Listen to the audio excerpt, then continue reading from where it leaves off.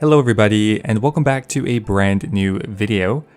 Now today I wanted to go over some more interesting facts about Oldschool Runescape. I still find it kind of crazy that I've made, 8 or 9 of these videos already, and there's still a ton of interesting things to look at. Partly because new Easter eggs, new hidden features are still being discovered.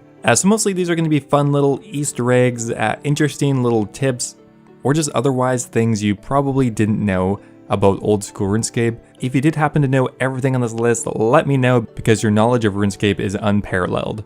Thanks for watching guys, I hope you enjoy. If you do, don't forget to leave the video a like, always helps out with the YouTube algorithm. Thank you so much, and let's get started. Now the first item I'm going to talk about today is the Sanfew serum. I know this item seems to have a lot of weird mechanics to it. Now a lot of people know that at certain levels, the Super Restore is better than the Prayer Potion.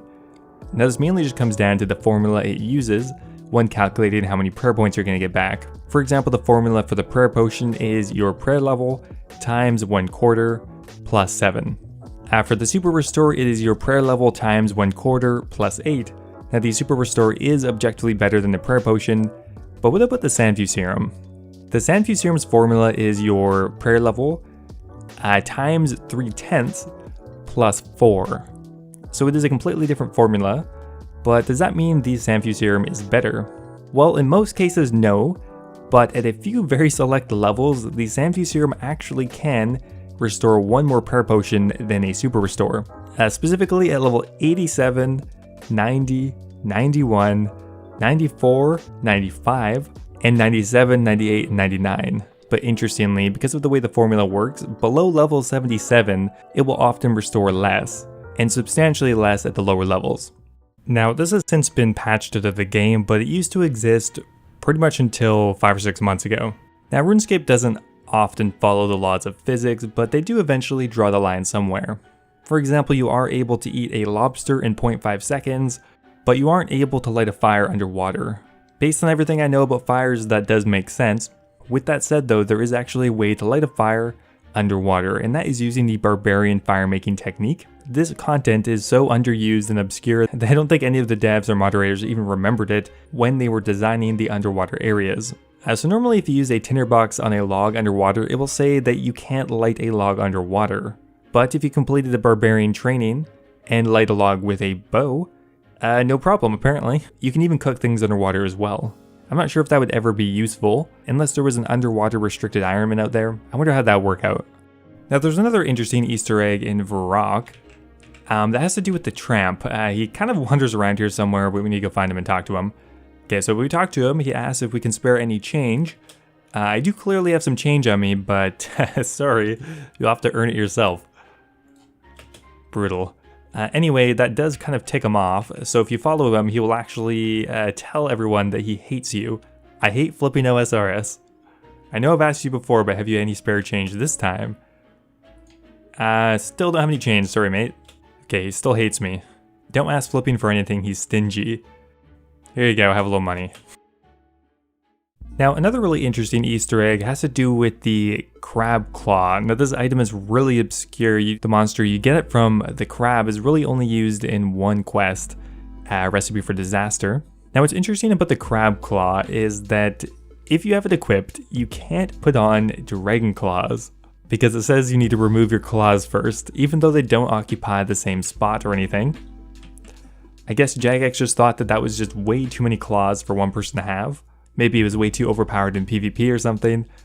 I don't know. But funnily enough, there's actually a workaround for this. If you have completed Cabin Fever and you pay Patchy 500 GP, he'll combine a Pirate's Hook and the Crab Claw to make a Crab Claw Hook that you can equip at the same time. Kinda weird though. Now next up here we have another really interesting Easter egg that was put into the game by Mod Wolf. Now most of you probably remember who they were. Mod Wolf used to be a content dev but quit over a year ago now I think. But they left one thing to remember them by using a rainbow scarf on the wolf mask. You'll get a custom message. We see what you did there. I think it's really cool to leave Easter eggs in the game from developers who've left. Just something cool to remember them by. Now in the last video I made like this, I mentioned that your home teleport animation would change very slightly if you changed your hair color. Now that had to do with the very end bit of the wand that you were using. Well, it turns out there's quite a few other occurrences like this in Old School Runescape. One of the more notable ones has to do with the V-Shield. Now this is a fairly new item that you get from doing the Fremennik Exiles quest. Now if you look closely at the inside of the shield, the pattern will actually change based on your default boot color. Now almost another little sub tip is that, well, you can actually change your boot color. I didn't know about that. If you go to Relica into the clothing store, Ursa can change your boot color for 500 GP, and it actually makes a substantial difference. And by doing this, it actually changes your V-Shield on the inside to a few different colors. Now most of the colors are fairly muted, but there's also green, black, gray, brown, slightly darker brown, and a slightly lighter brown. Now I'm still not really sure if this is intentional or just kind of a weird mechanic or oversight that none of the moderators ended up fixing, but I gotta say for the V-Shield it actually looks pretty cool and makes a pretty substantial difference. Now there's a few other items that you can do this with as well, a notable one being the Fairy Rune Kite Shield, which also has a few color changes. Now one of the more iconic quests in Old School RuneScape is the Fremennik Trials quest. Now most people go ahead and do that fairly early on in the account. I recently made a video where I did it as my second quest, super good to get done early. But for those who are patient and wait, there's actually a special Easter egg within the quest. Now if you happen to have a skill cape equipped, so if you manage to get a 99 in a skill before doing Fremennik Trials, which I don't think a lot of people have done, but if you have, there's an Easter egg during the Bard section of the quest. You do a custom song pretty much bragging about how you have 99 in the skill cape that you were wearing. Kind of fun, never going to purposely go for this, but yeah, it's there. Now the next thing here I wouldn't really call an Easter egg because it's fairly obvious that is what this is for, but I never knew about this until last month. You can build a topiary bush in your POH, and if you have secateurs on you, you're actually able to clip that into a few different things. For example, if you want to do Zulrah. Oh, beautiful, look at that.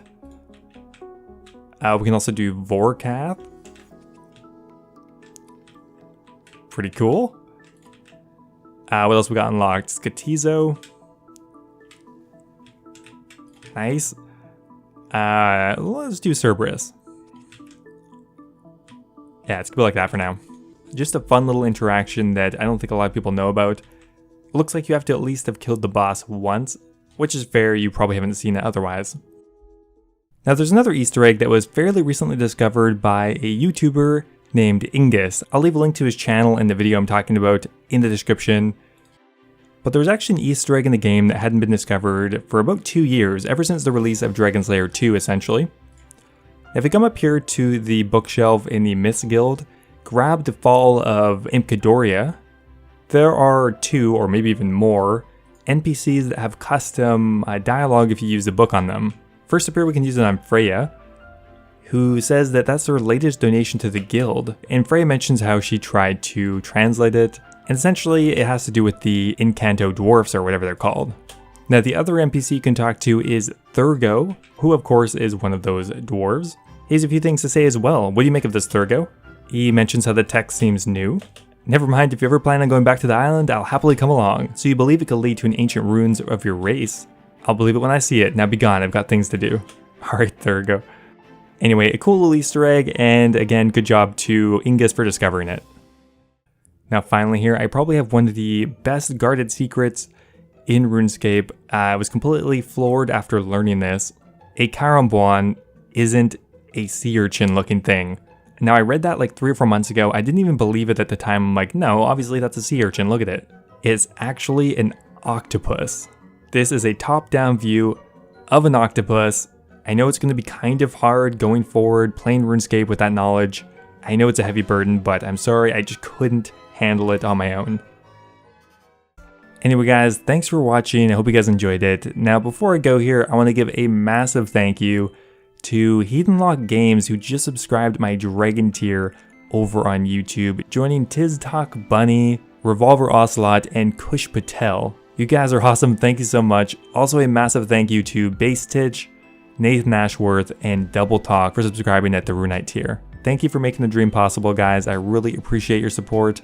If you guys are looking for another way to support the channel, becoming a YouTube member is an awesome way to do so. You'll get recognized in my videos, get access to a custom membership Discord role, and a few other awesome perks. Thanks for watching, guys, and I'll see you next time.